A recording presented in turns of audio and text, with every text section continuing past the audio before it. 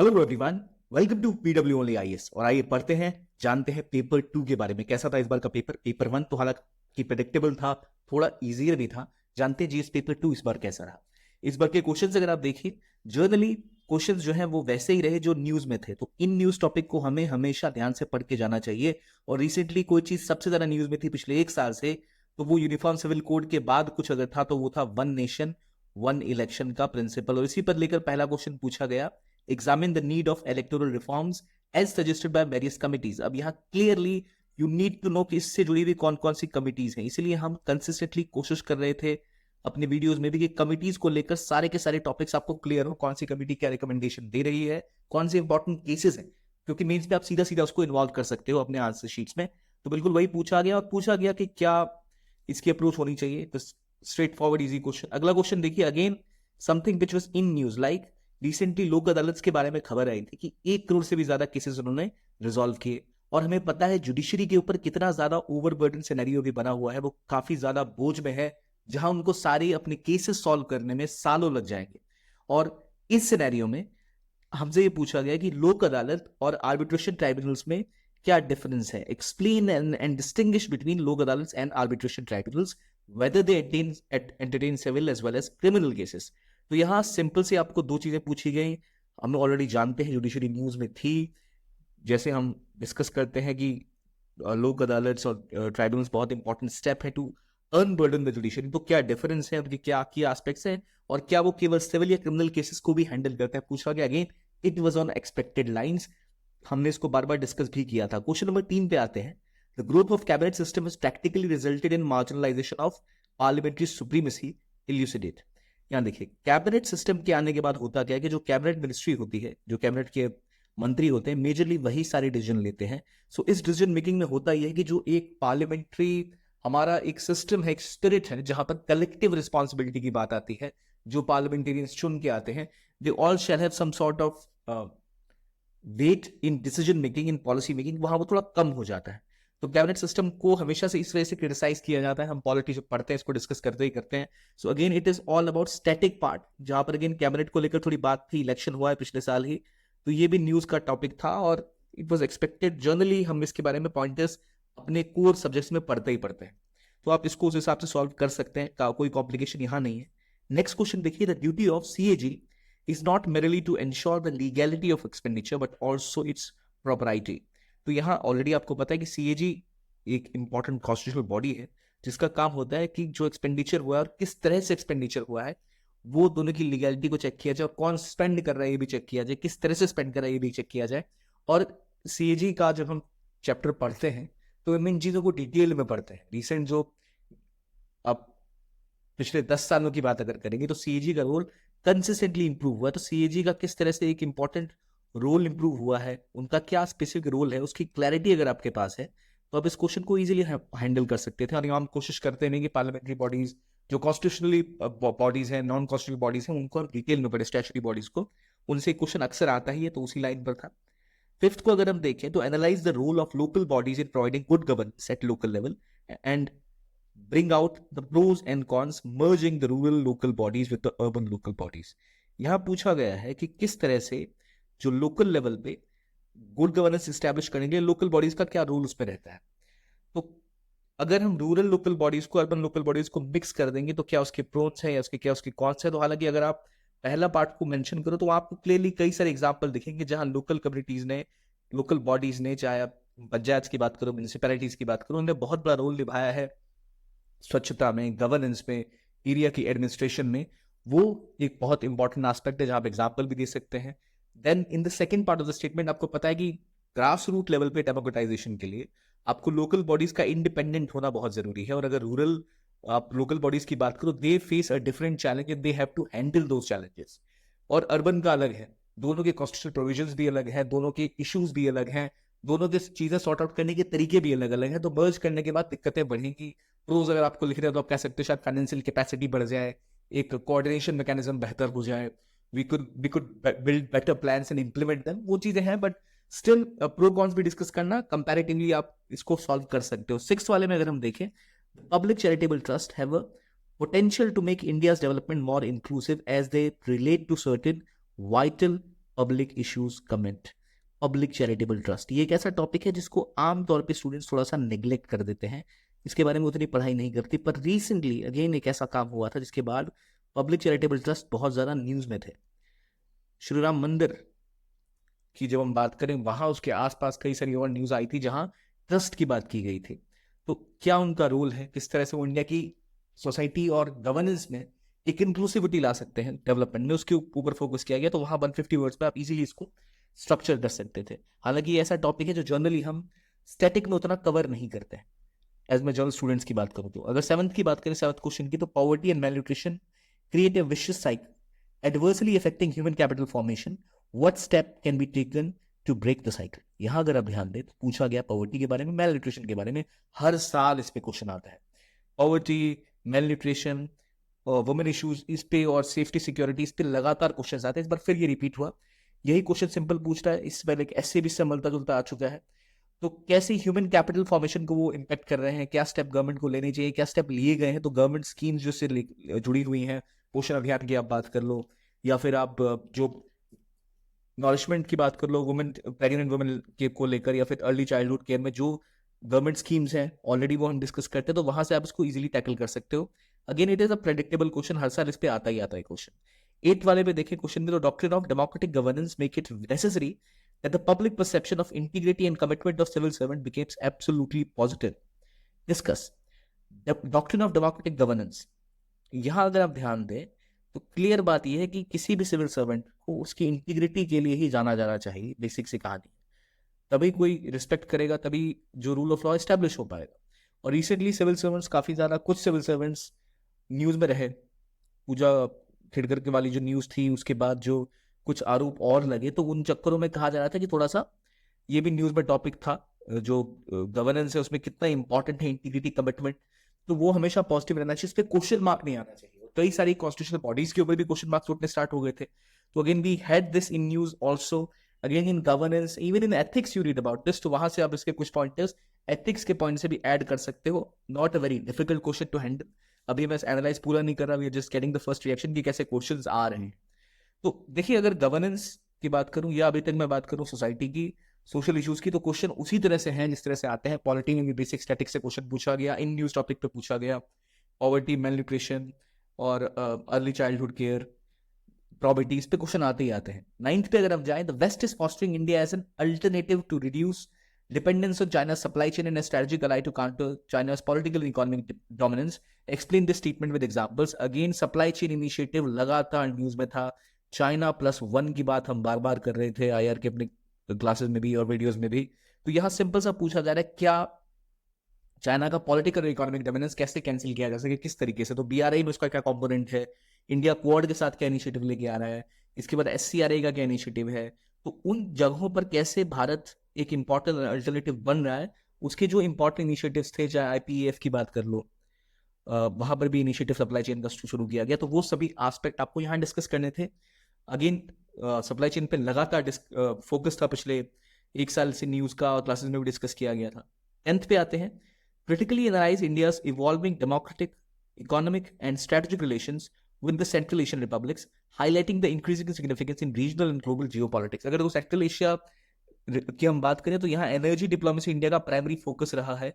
लगातार ये डिस्कशन में था कि एक हाई ऑक्टेन डिप्लोमेसी की जा रही है, जहां पर इंडिया चबाहार के थ्रू, SCO के through, India central Asia forum के थ्रू कोशिश कर रहा है इनको IBEC ऑलरेडी इनिशिएटिव था, बिजनेस काउंसिल का इंडिया और सेंट्रल एशिया रिपब्लिक्स के बीच में कई सारे इनिशिएटिव्स थे जिसके ऊपर काम किया जा रहा था। तो इंडिया का डिप्लोमेटिक, इकोनॉमिक और स्ट्रेटेजिक एस्पेक्ट सेंट्रल एशिया का, वो हम उसके ऊपर फोकस कर ही रहे हैं लगातार। It was in news for recent times. Again it was predictable कि वेस्ट एशिया या सेंट्रल एशिया में एक टॉपिक तो आने की संभावना थी ही थी। तो IR से भी ऑलमोस्ट डिट्टो वही क्वेश्चन आए जो हमने भी आपको बार बार सजेस्ट किए थे, ऑलमोस्ट उसी एरिया से पूछा गया। 11th देखें, what are the aims and objective of recently passed and enforced the public examination Act 2024 Prevention of Unfair Means, whether University State Education Board Examination 2 are covered under this act। तो अब देखिए ये question अगर आप देखो 11, तो अगर आपको ये एक्ट मालूम है, इसके बारे में पढ़ा है, तभी आप इसको हैंडल कर पाओगे, वरना आपसे हैंडल नहीं होगा। तो ये एक ऐसा क्वेश्चन है विच you can call very unpredictable, क्योंकि स्पेसिफिकली एक एक्ट पे जो public examination prevention of unfair means का एक्ट था, आप न्यू एजुकेशन पॉलिसी पढ़ के जाओगे, ऐसे एक्ट पढ़ने की कोशिश करोगे, ये ऐसे जो आप पॉलिसी डॉक्यूमेंट तो पढ़ के जाते हो, ऐसे एक्ट आप नॉर्मली नहीं पढ़ते हो, but this is a question जहां हमें दिखता है कि यूपीएससी ने ट्राई किया है कि एजुकेशन से आप थोड़ा सा और आगे बढ़ो, जो अनफेयर जो चीटिंग के काम है उसको रोकने की कोशिश लगातार की जा रही है, और क्या प्रॉब्लम रही है, क्या इसमें स्टेट यूनिवर्सिटी कवर्ड है, क्या ये मॉडल एक्ट है, इसके बारे में क्लैरिटी पूछी जा रही है, क्योंकि हमें पता है एजुकेशन किसके अंदर आता है, स्टेट गवर्नमेंट या सेंट्रल गवर्नमेंट के अंदर। तो यहाँ अगर आप देखो तो again this is something where you can believe this one question is something जहां पर आप कह सकते हो किसी ने अगर इस पर्टिकुलर एक्ट को नहीं पढ़ा तो वो उनके लिए दिक्कत देगा, हालांकि again this act was covered thoroughly. 12th पे आते हैं, right to privacy is intrinsic to life and personal liberty and is inherently protected under Article 21 of the Constitution. Explain in this reference, discuss the law relating to DNA testing of child in the womb to establish its paternity. 250 words का question है, right to privacy, article 21। Consistently इसके बारे में Supreme Court की judgement आ चुकी है, कौन सी जजमेंट आ चुकी है ये आपको पता होना चाहिए, हमने डिस्कस भी किया था। And then you have to know why the law under this has to take care of DNA testing of child. क्या ये राइट टू privacy का हनन है, या फिर sometimes you can also consider the right to parenthood वाली बात भी आ जाती है, वहां पर इस केस में आप देख सकते हो। तो उस रेफरेंस में इसको डिस्कस करना है। अगर सीधा सीधा राइट टू privacy की बात आती तो हम बहुत अच्छे से इसमें लिख सकते थे 15 वर्ड्स के आंसर में, 15 नंबर के 250 वर्ड्स के आंसर में, बट तो कॉन्टेक्स्ट है वो यहाँ पर शिफ्ट किया है पैटर्निटी टेस्ट को लेकर। तो वहां पर एक चाइल्ड की बात जब की जा रही है, अनबॉर्न चिल्ड्रन की भी privacy होती है, ये भी कोर्ट ने कहा था, तो वहां उसका भी ध्यान हमें देना पड़ेगा। तो क्या वुमेन, ये एक ऐसा केस है जहां पे 3 लोगों की privacy वाला कंसर्न आ जाता है, तो it makes it more than just a straightforward answer in the later part of the question. आपको वो तीनों dimensions कवर करने ही पड़ेंगे। 13वें क्वेश्चन पे अगर हम आ जाएं, what does the union government recently introduced in the domain of center state relations? Center state relation federalism, it's a key topic of polity जिसपे क्वेश्चन आने लगभग तय रहते हैं लगातार। जीएसटी काउंसिल की बात कर लो आप, इलेक्शंस की बात कर लो, इस पे लगातार टसल था स्टेट और सेंट्रल गवर्नमेंट के बीच में। तो यहाँ पूछा भी गया क्या चेंजेस किए गए हैं रिसेंटली सेंटर स्टेट रिलेशंस को लेकर, और क्या मेजर्स अडॉप्ट किए गए ताकि ट्रस्ट और बिल्ड हो। कोऑपरेटिव फेडरलिज्म की हम बात करते हैं, India moving toward cooperative federalism, तो वो कोऑपरेटिव फेडरलिज्म कैसे डेवलप होगा उसके ऊपर फोकस करते हुए ये topic again was in news, we had discussed in our main series as well. तो again you should have anyone who is preparing must know कि ये टॉपिक तो इंपॉर्टेंट है, ये करना ही करना है। 14th को देखते हैं, explain the reason for the growth of public interest litigation in India, as a result of it the Indian Supreme Court emerged the world's most powerful judiciary, answer in 250 words. अब देखिए judiciary पे question हर साल आते हैं, आपसे already judicial overreach पे एक सवाल आता था, जुडिशियल एक्टिविज्म पे सवाल आता था, it is just like that. Judicial activism का question framed in a different reference. जो PILs है उनकी वजह से कैसे सुप्रीम कोर्ट ने अलग अलग डोमेन्स पे अपना रोल प्ले किया है, चाहे लॉ मेकिंग की बात हो, एग्जीक्यूटिव की बात हो, going beyond what judiciary does, that's why making it a very effective and strong judiciary, may be the most powerful judiciary in the world. तो उस कॉन्टेक्स्ट में क्वेश्चन पूछा गया, अगेन शब्दों का हेरफेर है, it's like a repeated question जो हर साल आते हैं, मेलन्यूट्रिशन, पॉवर्टी, जुडिशरी में रिफॉर्म, जुडिशियल एक्टिविज्म, आपका पब्लिक इंटरेस्ट लिटिगेशन, ये ऐसे टॉपिक से हर साल आते हैं। IR में आप देख लो तो जो एनर्जी पॉलिसी इंडिया की है वो सेंट्रल एशिया वेस्ट एशिया पे क्वेश्चन आता है, ऑर्गेनाइजेशन पे क्वेश्चन आता है, इस तरह क्वेश्चन हर साल रिपीट होते हैं, ऑलमोस्ट सेम ट्रेंड यहाँ हमें देखने को मिल रहा है। When you go to the 15th question, discuss India as a secular state and compare with the secular principle of the US constitution. India एक सेकुलर स्टेट है, कंपेयर किससे करना है, US के सेकुलर प्रिंसिपल से। हर साल तो ना सही, हर 4-5 साल में एक बार ऐसा क्वेश्चन आता है जहां कंपैरेटिव एस्पेक्ट पूछे जाते हैं। पहला ही अगर आप पॉलिटी पढ़ते हैं तो पहले दूसरे चैप्टर में आपको दिखता है कि भी compare Indian constitution with US constitution और ब्रिटिश कॉन्स्टिट्यूशन, जो नॉन एग्जिस्टेंट है वैसे। तो यहाँ पूछा गया है सेकुलर स्टेट को आप कंपेयर करें, तो यहाँ पर इंडिया के कॉन्स्टिट्यूशन US कॉन्स्टिट्यूशन में कंपेयर करना है, आर्टिकल्स आपके पास है, प्रियम्बल है, बहुत सी चीजें हैं डिस्कस करने को। Again it's a very straightforward question. 16th पे आते हैं, the citizen charter has been a landmark initiative in ensuring citizen centric administration, but it is yet to reach its full potential. Identify the factors hindering the realization of this promise and suggest measures to overcome them. देखिए ये तो ऐसे questions हैं जो हमने अपने mains की जब डिस्कशन की थी प्रैक्टिस क्वेश्चन में, इस बार भी उनमें से 4 क्वेश्चन आए हुए हैं, हमने ये डिस्कस किया था। ठीक है, सिटीजन चार्टर के बारे में बात की, इसका क्या रोल होता है, कैसे इफेक्टिवली इंप्लीमेंटेशन हो सकती है, ई गवर्नेंस की बात आप कर लो। सो ये वो क्वेश्चन है we have consistently discussed in our mains test series जो हमारी यूट्यूब पर आपके लिए फ्री में अवेलेबल है, वहां भी इन क्वेश्चंस को हमने डिटेल में डिस्कस किया। तो it is like some questions which is supposed to come and they have arrived, और जो पढ़ के उनके लिए फायदा है। जैसे ई गवर्नेंस की बात कर लो, उसमें भी क्वेश्चन है इस बार, पब्लिक हेल्थ केयर के ऊपर क्वेश्चन है, सिटीजन चार्टर के ऊपर क्वेश्चन है। 17th को देख लो, crucial domain like the public health care system, the Indian state should play a vital role in to contain the adverse impact of marketization of the system, suggest some measures through which the state can enhance the reach of public healthcare at the grassroots level. Again, very you can say expected questions on the lines की healthcare की problem India में हमेशा रहती है, तो यहाँ public health care के बारे में पूछा गया है कैसे उसकी मार्केटाइजेशन का एडवर्स इम्पैक्ट हो रहा है और कैसे उससे रोकना जरूरी है, क्योंकि स्पेसिफिकली कई सारे प्राइवेट हॉस्पिटल्स या प्रैक्टिशनर्स के ऊपर आरोप लगा था कि they are in some ways trying to take out more money from people than what they should be, और महंगा इलाज जानबूझ के किया जाता है, महंगी दवाइयां दी जाती हैं, डायग्नोसिस महंगा होता है, वहां पर पब्लिक हेल्थ केयर का एक बहुत बड़ा रोल है। उस कॉन्टेक्स्ट में हम देख सकते हैं स्पेसिफिकली जो आयुष्मान स्कीम आई है उसके बाद और हमने इस चीज को न्यूज में देखा था। Again health is a sector which you do read, mail nutrition, poverty, health, e governance, फिर आपका सिटीजन चार्टर हो गया, ये सब बेसिक टॉपिक्स है जो पढ़ते ही पढ़ते हैं, तो वो आने की संभावना। 18 को देख लो, ई गवर्नेंस का क्वेश्चन है, it is just about a routine application of digital technology in service delivery process. It is much about multifarious interaction for ensuring transparency and accountability. In the context, evaluate the role of interactive service model of e-governance. Again, I'll point out e-governance के initiative government में कौन से successful रहते हैं, regionally locally ये prepare आपको separately करना ही होता है, और वही एग्जाम्पल से पूछे गए। ई गवर्नेंस के मेजर्स आप बाकी में भी यूज करते हो, सेल्फ हेल्प ग्रुप्स हो गया, नॉन गवर्नमेंटल ऑर्गेनाइजेशंस हो गई, उन पे क्वेश्चंस आते हैं। सिमिलरली ई गवर्नेंस पे क्वेश्चंस बार भी आया। Again, we had discussed this as well in our test series. 9th को देखिए, आतंकवाद, terrorism has become a significant threat to global peace and security. Evaluate the effectiveness of UN Security Council's Counter-Terrorism Committee and its associated bodies in addressing and mitigating its threat to the international level. This is a question जो generally अक्सर हमें लगता है कि इस type के question नहीं आएंगे, कोई और ग्लोबल बॉडी पे क्वेश्चन आ जाएगा, लेकिन इस बार टेररिज्म पे पूछा गया क्वेश्चन जहां स्पेसिफिकली बात की गई है काउंटर टेररिज्म कमेटी की। It was in news, India लगातार पुश कर रहा है यूएन में काउंटर टेररिज्म मैकेनिज्म्स को लेकर। That makes it a question जो उम्मीद है कि आ गया तो ऐसा आउट ऑफ द बॉक्स नहीं है, but still it is one question which is tougher to handle अगर आपने इस पर्टिकुलर ऑर्गेनाइजेशन को नहीं पढ़ा। तो अगर हमने पढ़ा है, डिस्कस किया है, जो ऑलरेडी न्यूज में कवर भी हो रहा था, तो it's very easier to handle. Rest अभी तक जितने भी टॉपिक्स हमने देखे अपार्ट फ्रॉम वन क्वेश्चन, सारे के सारे क्वेश्चन काफी ज्यादा ट्रेडिशनल पूछे गए हैं, जो एक्सपेक्टेड है वही पूछे गए हैं। 20th को देखें, discuss the geopolitical and geostrategic importance of Maldives for India with a focus on global trade and energy flows. Further, also discuss how the relationship affects India's maritime security and regional stability amidst international competition. Again, a question which was very much on the cards.